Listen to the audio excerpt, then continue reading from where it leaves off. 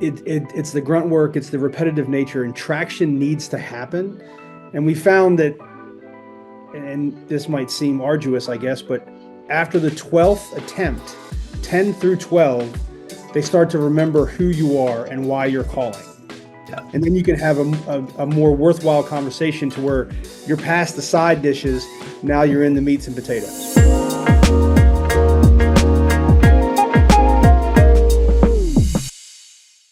Today I'm speaking with Michael McKenna, one of the owners of McKenna and Vane Property Management based out of Columbia, Maryland. Michael has grown his property management company to over 250 doors, and he also takes part in real estate sales. So he's a real estate agent as well. And he talks a lot about the benefit of doing both the sell side of things and the property management, how the property management division feeds his real estate sales and how the real estate sales feeds his property management side of things. So that's a really interesting take. And I think there's a lot of good information that you can take away from this, especially if you participate in real estate transactions as well.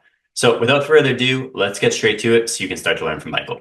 So I guess just to kind of kick things off, can you tell me a little bit about your experience in property management, how you got started, anything you think is relevant for us to know about you? Sure. Well, first, thanks for having me. I appreciate the invitation. So in the property management space, I started off as a landlord with my business partner now. He and I purchased college rentals about 22 years ago. So that was our first start as being a landlord. I became a licensed real estate professional in 2003, and this began practicing as a real estate pro with my business partner. So we were a team, if you will. Property management was always a question that came up. Hey, we're not interested in selling. We know you guys do real estate. It was always a conversation. It was in the background all the time. So after years of being, I guess, requested or pushed, we started to trickle in clients, and then decided that we had a focus of a real estate brokerage. It wasn't what we wanted to do. But fast forward through our first franchise agreement and getting into true brokerage business 2011, 2012, we made the decision to go all in and form a company and start with a property management enterprise that was aligned with our brokerage and real estate sales and services. So 2012, we started, and then we onboarded about 15 to 20 units at that time. Okay, got it. So it's 2012. You just kind of start up the property management division.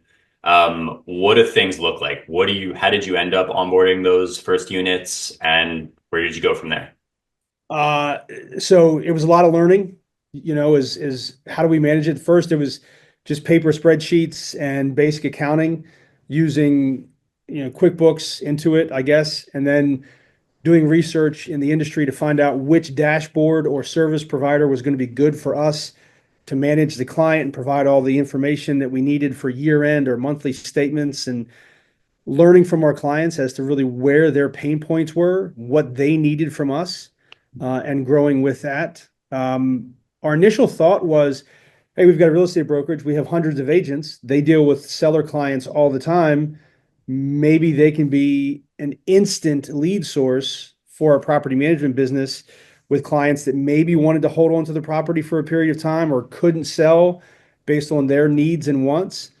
So that's what the initial thought was. It didn't come to that ever. It's not that transition, that bridge has never formed for whatever reason. We get good referrals from a series of real estate agents now, but it was never from specifically our brokerage. Okay. It was all, if we wanted it to grow, we had to do it. It wasn't going to be a byproduct of the real estate company over to our left, as an instant synergy. It had to be worked.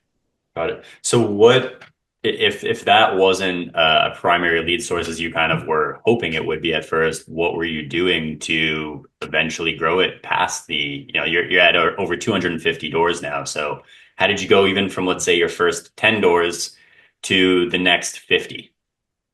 So a philosophy of calling and connecting with everybody you had done business with previously, everybody that you know. We made announcements and press releases that the management company was alive and well. these are the services that we offer if you're interested. But it was phone call, email, text messages. We started with the vendor that did and or manage our original dashboard for client management. They had a website that we used to brand the property management division at the time. That's what we called it. But it was just through grunt work. In all fairness, it was postcard, email, phone call, text message in that same kind of lineage.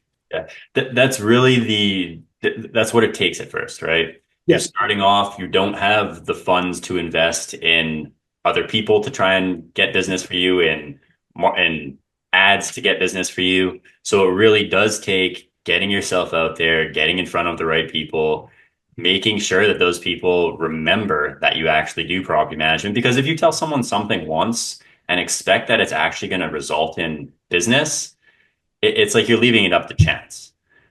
The odds that that person that you told, hey, we have a property management company now, the odds that that person remembers that when the time comes that they actually have someone that they need to refer to a property management company are slim to none, right? We all think we're special, but the truth is, like, everyone's busy, everyone is kind of focused on their own lives. And if you just tell someone something once, odds are they're not really going to remember.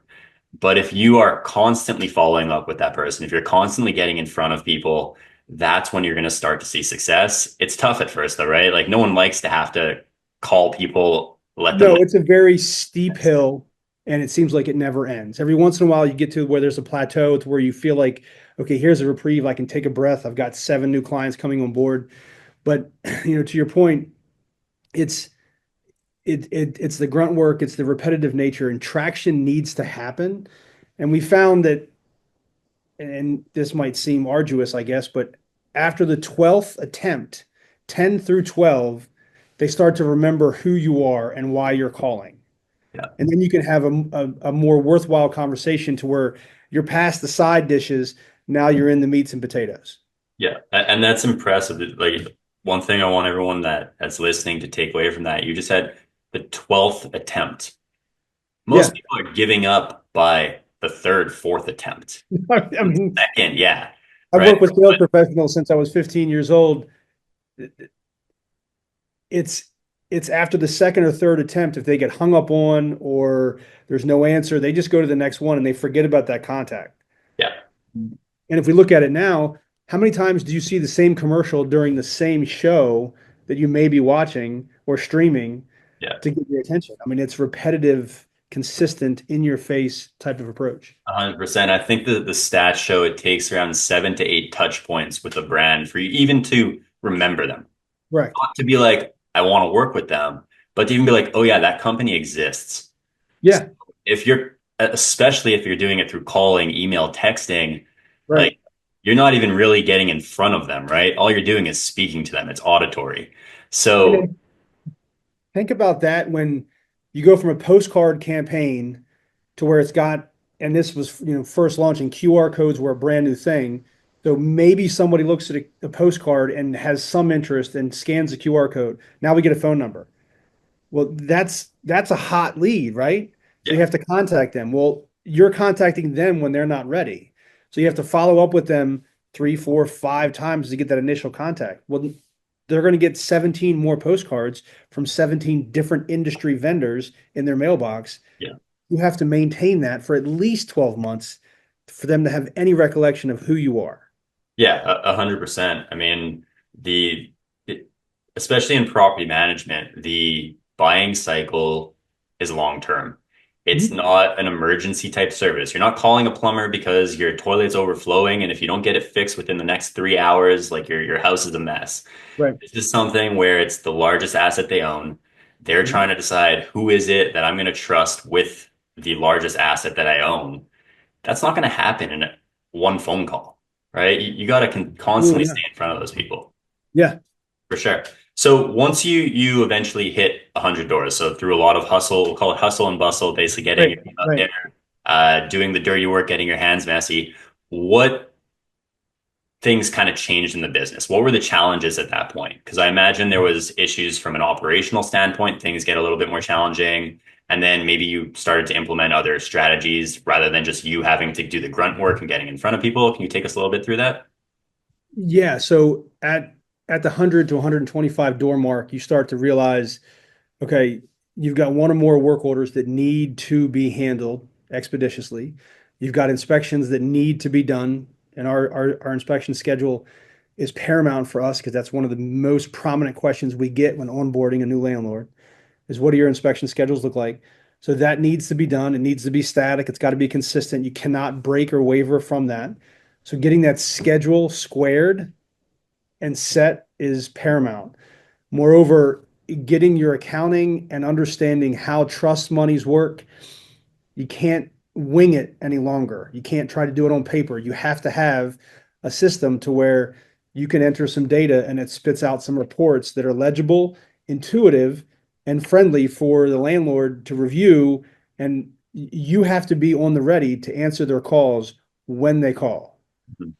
Right. That was one of the biggest things for us is once we got to where you look at it, we had 200, we have 100 doors, we have 200 contacts we have to manage. We have landlords over here and we Yeah, have tenants over here.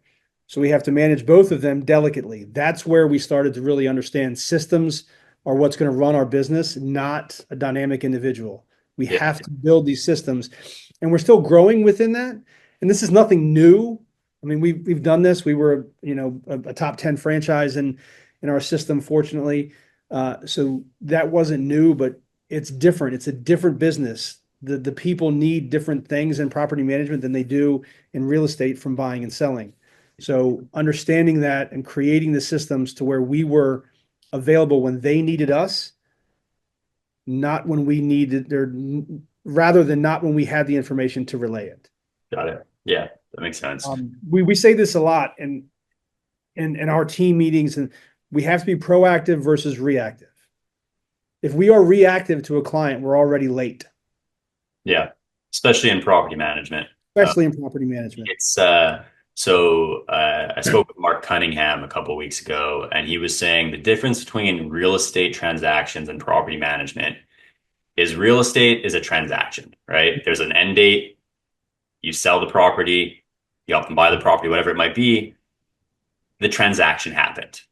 Right. Property management is an ongoing relationship, right? Just like your marriages. If Yep. you stop speaking and you stop communicating, there's going to be issues. It's the same thing in property management, right? If you stop regularly keeping people updated, stop having proper communication, there's going to be issues. So just like what you're saying, you have to be proactive, not reactive in that's from that standpoint.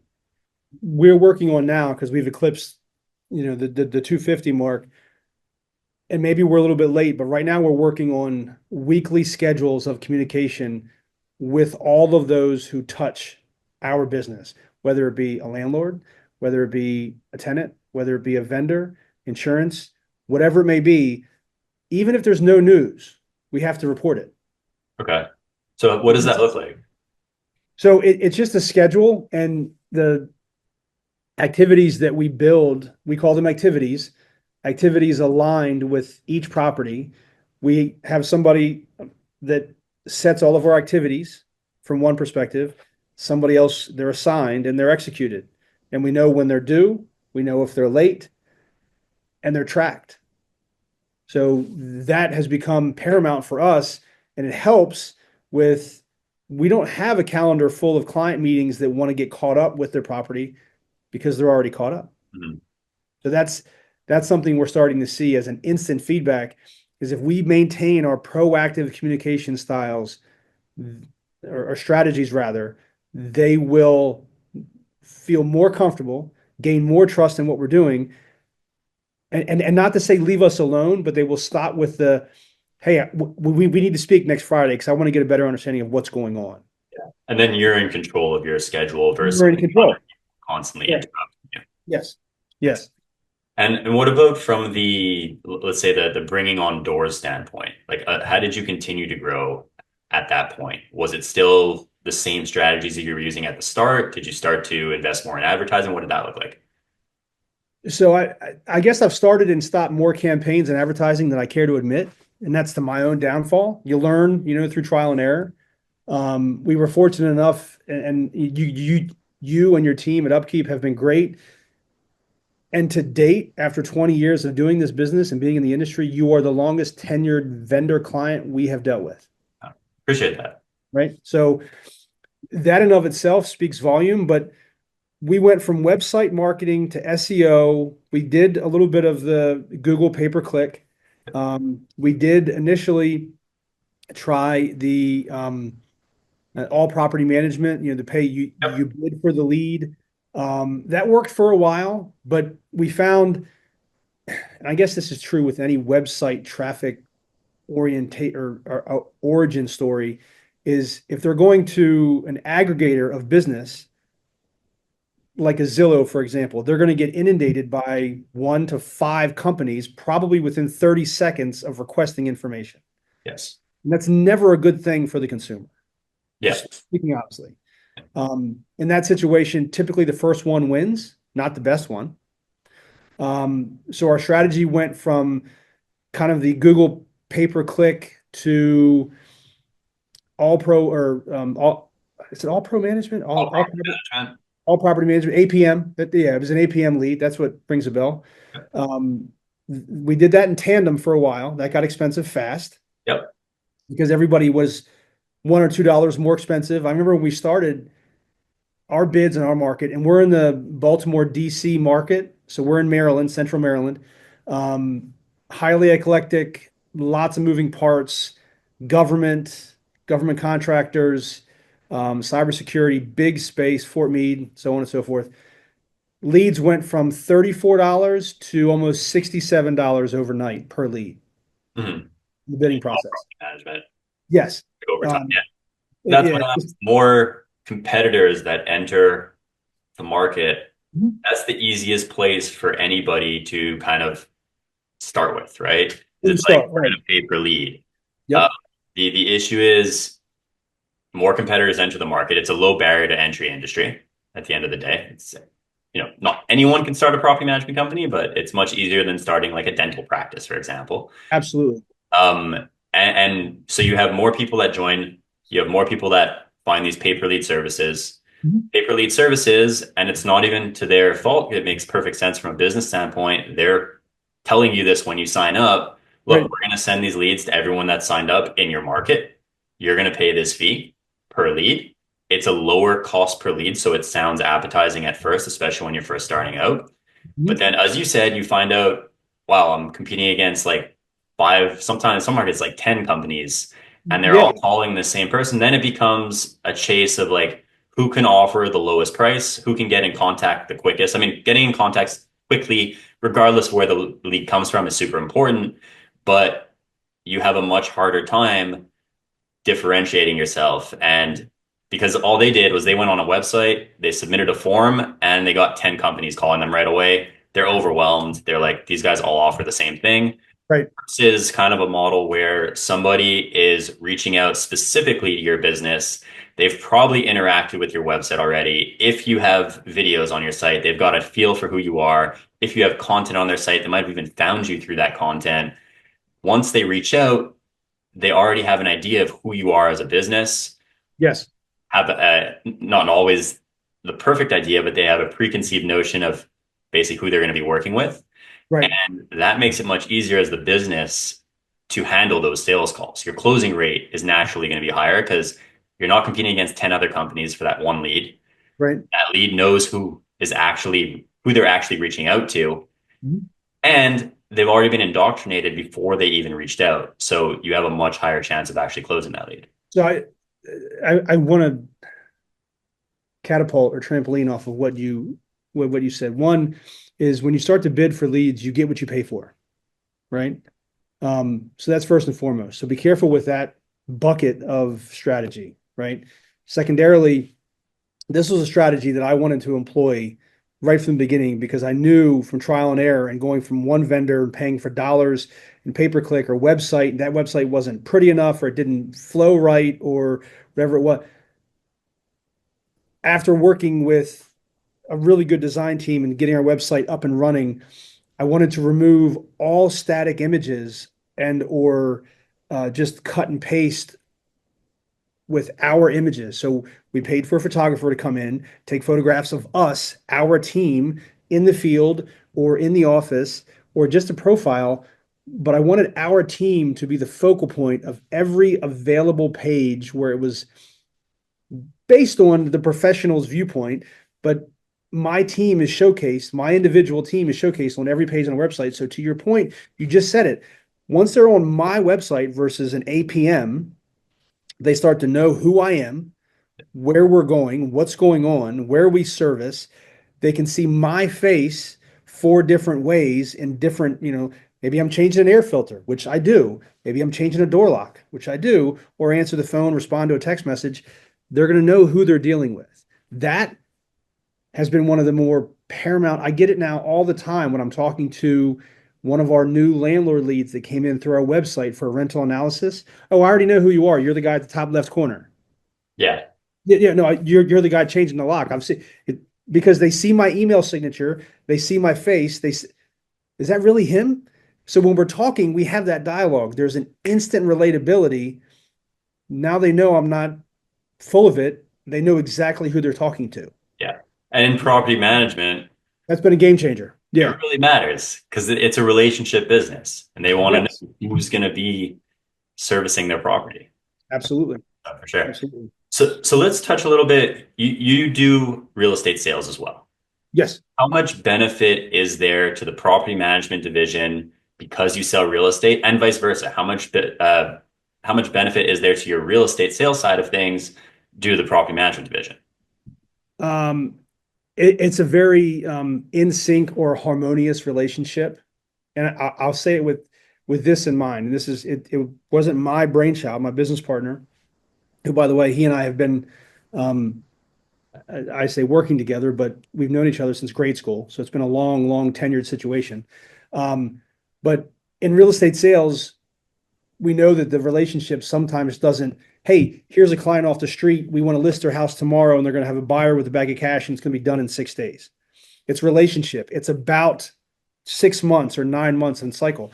The point being is sometimes you don't win the business at the moment. So we have this listing in the bank theory. Hey, let's put a listing in the bank. What does that mean?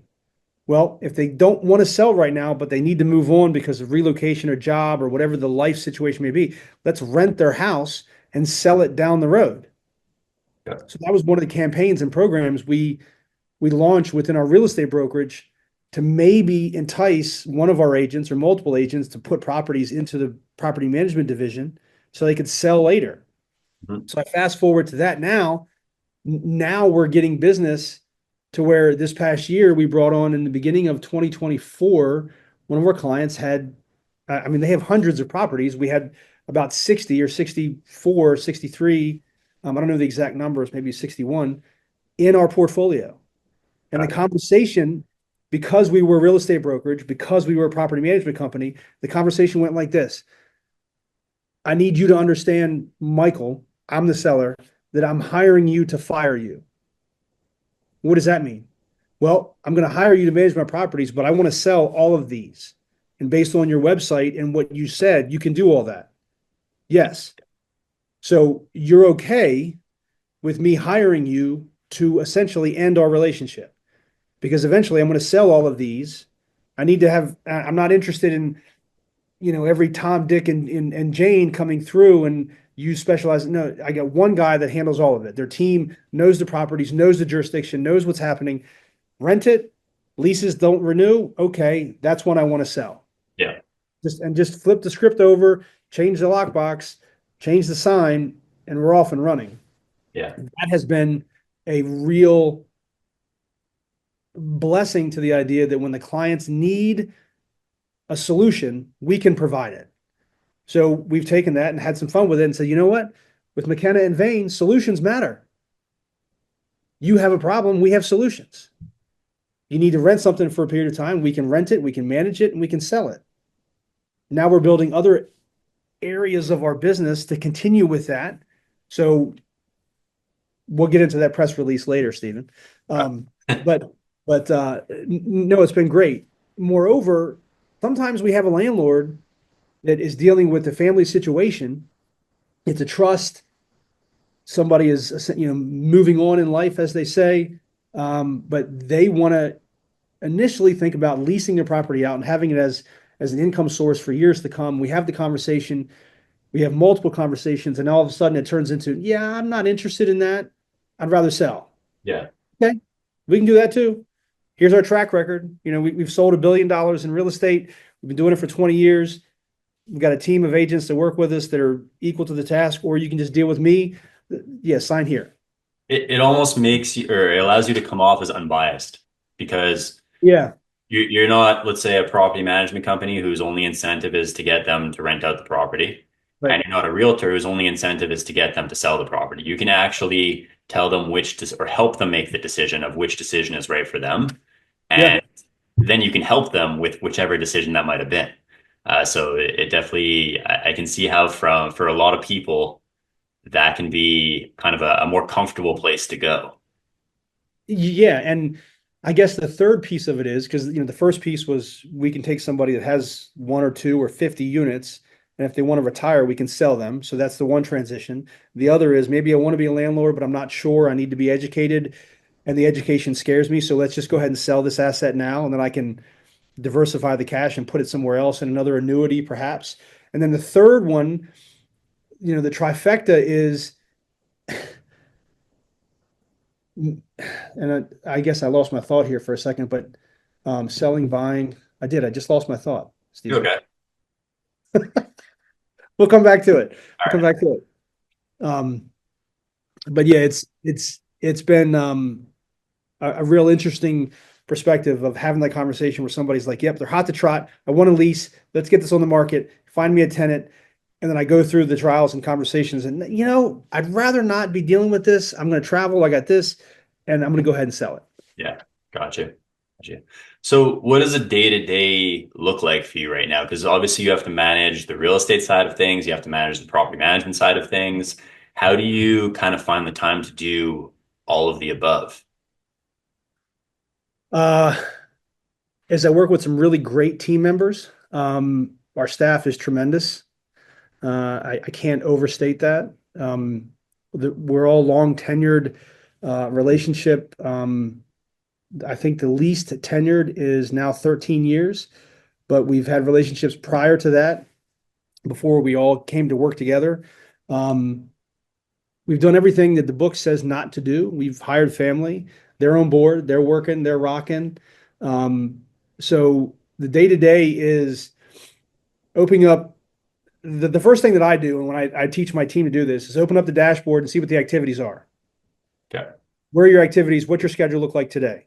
Some of them are related to maintenance. Some of them are related to follow up to sales leads. Some of them are related to we got a court situation we have to deal with.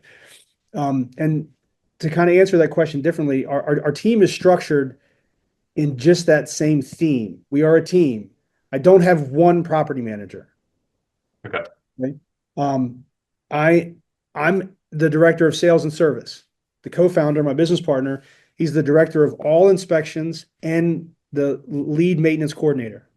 Just because of how he handles conversations, dialogue, and his equipness to understanding it and how he can relate. He's the best I've seen at relating to, yeah, it's a $17,000 fix. Sorry, but right. Mhm. So he handles that. I have a business manager that handles all tenant landlord accounts, also licensing, compliance. I have a leasing coordinator that handles all marketing, all renewals, anything to do with the lease itself. Then I have a maintenance coordinator that also handles the inspections on the west side of our market and the maintenance that come in. Our maintenance is pretty good. We get on average right now about 2.5 maintenance requests a day. Okay. That's manageable. Yeah. That's very manageable. Um, and on the real estate side of things, I have a president of real estate services that handles the brokerage business and where needed handles all of extra compliance needs or servicing of the landlord, the tenant when it comes to the concierge of pointing them in the right direction of who can best handle the service at the time. Yeah. And I'm going to skip backwards because I just thought about what I just missed and where I went blank. So the trifecta of having the harmony from real estate and property management during COVID, and the way the market hit, interest rates were at an all-time low. People that we had in the portfolio before COVID really wanted to sell and they didn't want to be, excuse me, a landlord any longer. Mhm. So we sold almost 30% of our portfolio. Wow. It, it from a portfolio size conversation to where I'm at a cocktail party and how many doors do you manage? Well, I just sold 30% of them, right? So it wasn't as sexy as it was prior to COVID. So that But helped you with get the commissions from well, selling. right. So it's bittersweet, right? Yeah. Now the market has shifted a bit. We have a more normalized market. People are actually interested more in let's do this long-term thing. Let's keep this property. I have the wherewithal to go buy another one, live somewhere else, or relocation job's going to have. So it's helped with cash flow in a very difficult and volatile market, right? As far as managing my business, that's been tremendous. Mhm. But as the portfolio ebbs and flows or grows and condenses, we're getting it on both sides. I hate to say it that way, but for lack of a better explanation, we're winning either way the market hits. Yeah. Now, we have to service the client. We have to win the business to sell it, and we have built-ins to help with that, but we have to still service the client to win their business. That never goes away. 100%. I mean, if you do a terrible job with managing their property, they're not going to trust you to sell their property. Correct. Absolutely. Yeah. Yeah, it definitely makes sense. And I think that's the kind of beauty of having both ends is, I mean, one, whichever way the market ebbs or flows, you can benefit, Right. right? So you have that, and then the second part of that is basically the average client lifetime value is much higher, Mhm. right? Because you can manage a property for the next 5 years and then get the sale, like the commissions from the sale after five Right. years, Yep. right? So that's huge. Like now you're literally doubling your client lifetime value because you're able to offer both. So Absolutely. it's not to say that this is the perfect model for everybody. Some people really No. Yeah. Yeah. estate sales, but we're just talking about the pros of it right now, right? So Yes. there's definitely a lot of pros when you can offer both ends. Mhm. Sure. Very cool. I guess during your time in property management, so you've been doing it for a while now. What is a crazy experience or story you could share with me? Um, wow. There's been a few. And I say crazy is not always the best word. I guess unfortunate behaviors within the landscape of property management, evictions suck. Yeah. Having to deal with that from an executory perspective, like that's you try and do a black and white, you handle the eviction, you deal with all the authorities, you do it the right way based on law. And but when you're dealing with people, like it's gut wrenching. It tears your heart out. It sucks. You see small children, you see situations, people have fallen on hard times, and it's not because they're dirtbags or doing anything wrong. It's just they got a bad lay of cards, if you will, right? Um, I've seen um, I've seen crazy situations with relationships and boyfriends and girlfriends, and he signed for me, vice versa. Electronic signatures weren't Mm. that. I've seen uh, random things left behind in properties that you would never expect to see. Active fish tanks, you know. I've seen Like someone just leaving all their fish in the tank. all the fish. Yeah, just yeah. I've seen some of the more gnarly, not so clean leave behinds or clean outs, and they just to be spiteful, they unplug the fridge and leave it full of food that's been opened and stuff, and a rainforest grows out of it. I've seen water flood from the top floor all the way down to a fourth floor big brownstone townhome. Um, We've seen large scale insurance. It's funny. I believe to date, and we have to ping Matthew for this, Stephen. Our number one trafficked page is the squatters' rights in Maryland. We get that we get that call and question all the time, and that's the biggest fear of a landlord that's specifically moving out of state or even out of country. Because where we are, as I said earlier, we deal with a lot of government and military because where we are, so they're all over the world, right? Um, and I knock on wood, but we haven't had a really we haven't had to deal with a squatter as of yet. We'll knock on wood for that. Right. Yeah, knock on wood, right? Get all that, right? And I know I just cursed myself and my team, but um we've seen, yeah, just nothing like really nuts, like clown circus focused. Um I'm trying to think of anything that's been fun. Um I mean, those are all enough to paint the picture of like property management is not for the faint of heart, right? no, it's not. And I Have a thick skin and kind of expect that certain things will right. come up. Yeah. And it's just part of the job. And I guess, how do you deal with those stressful situations? That might be a better question for you. Um Try very hard to remove the emotion, and my team does this very well. We do it, behind the scenes when it's just us, but we try not to ask or contemplate why or how. We just go right into action. Just You deal know, with it and yeah, like trying to figure out why you would leave something in a property that still has life or still has use is not for us to concern ourselves with. yeah. That's, going back to, I guess, the main, some of the things is that I see as expensive as life is right now, because nothing is cheaper. Everything's more expensive, Yeah. from tissues to trash paper, trash cans, trash bags, all the things that you need to sustain life in a property, cleaning supplies, you name it. I see that left behind in properties, or full bottles of detergent, soap, pods thrown away in the trash bags outside when they leave.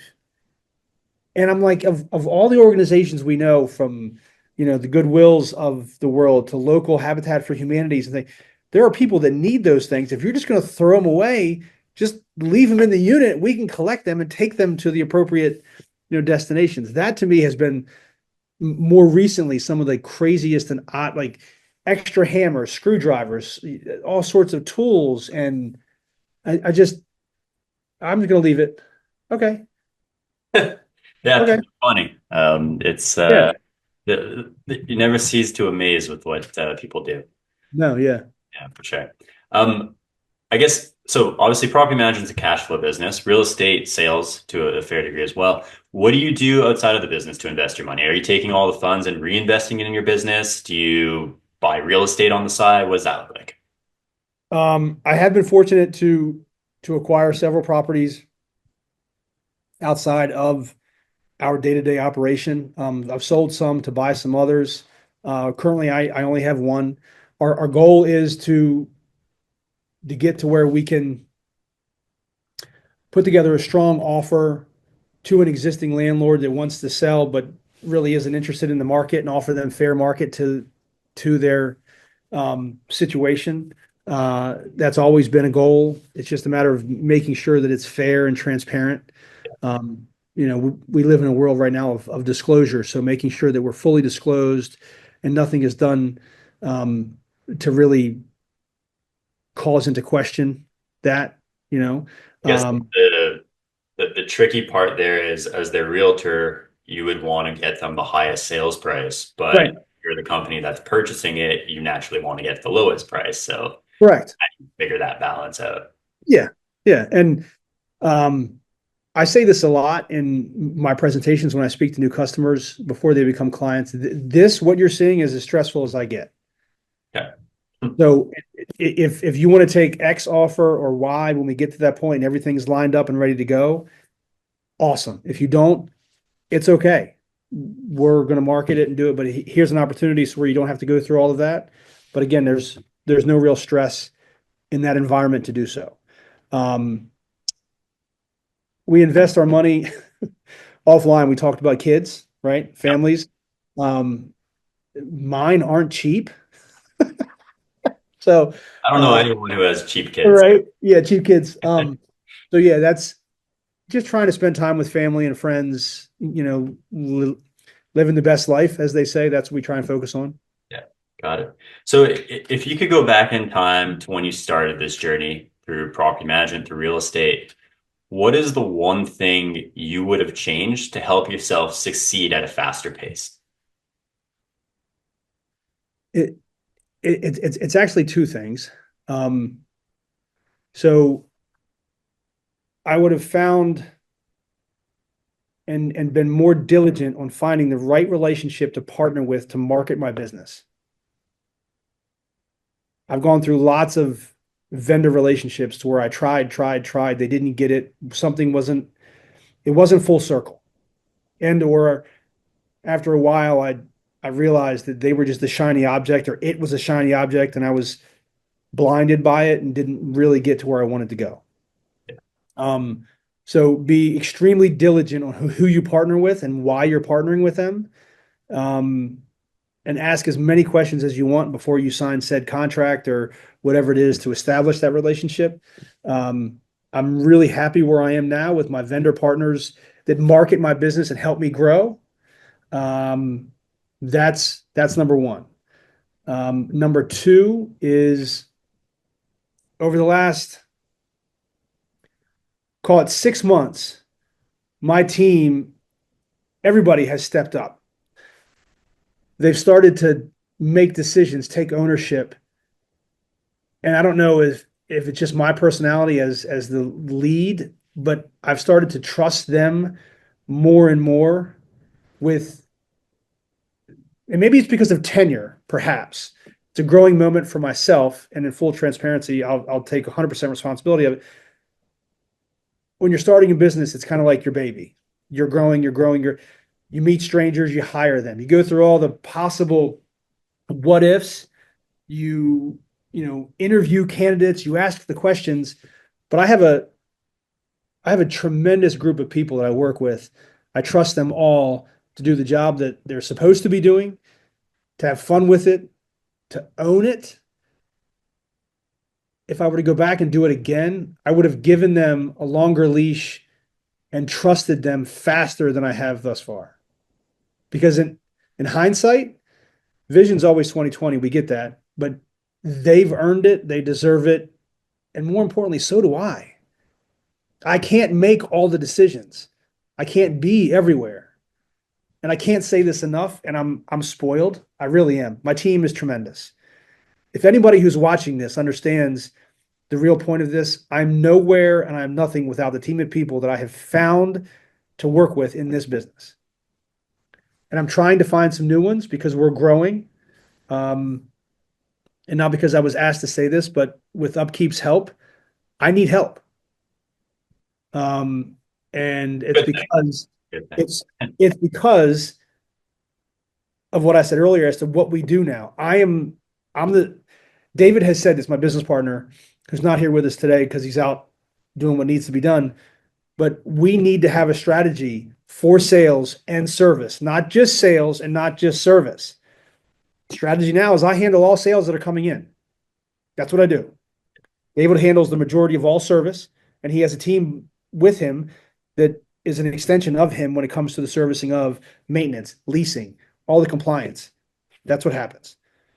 And it's working. We've onboarded more properties in the last 18 months than we have in the previous 10 years. Yeah. No, the team is crucial. I think it's Henry Ford. He said basically, I'm a good business owner because I surround myself with people who know more than I do. Yes. Right. And that's what it is as the business owner. If you're the one making every decision, if you're the one answering every call, if you're the one basically doing everything, you don't have a business, you have a job. Correct. The only way that you can have a business is if you have a team of people that can make those decisions. That if you leave for the next month, you Right. come back, things are still running, right? Yes. And it's a very natural kind of feeling that, especially when you're starting out, I need to make sure everything's absolutely perfect, Right. right? And you're kind of watching over all your staff, and you're like, "Did you do this? Did you do that?" And most of the time they did, and maybe sometimes they didn't. They forgot. but you need to let them make those mistakes so that they can learn to do that. And if someone constantly is making those mistakes, they probably shouldn't be on the team, right? Yeah. Then you probably need to find someone new. We've heard all of this before in business, and you hire slow and you fire fast, or you hire fast and fire faster, right? But your point hit it for me is I have to be, and this is where I'm getting much better from where I used, but I have to trust, and if they make a mistake, they can fix it. Yeah. Nothing is unfixable, and all the mistakes that they may make are not intentional. They're not bad people. They're not doing it out of spite. Yeah. It hurts sometimes when they make those Right, mistakes. You're like, how could you have done that? But right. you have to let them go through that process. That's how they get better. That's how they learn. Yeah, Sometimes it can come at the expense of business. yep. Um, but in the long run, your business will flourish because you have the right people Mhm. making those decisions and they're making the right decision 9 out of 10 times. Yes. Definitely. No, that's great advice. For anyone that wants to connect with you offline, or let's say not on this show, where would Sure. be the best place for them to reach you? Um, I'm on all social pages. You can find me on Instagram, individually, and our businesses there as well. Facebook, we use that a lot as well still. And you can just connect with me on phone call, text, and email. Awesome. Thank you so much for your time, Michael. Really meant a lot. Appreciate it. Appreciate it. And Thanks we'll so talk much. soon. Cheers.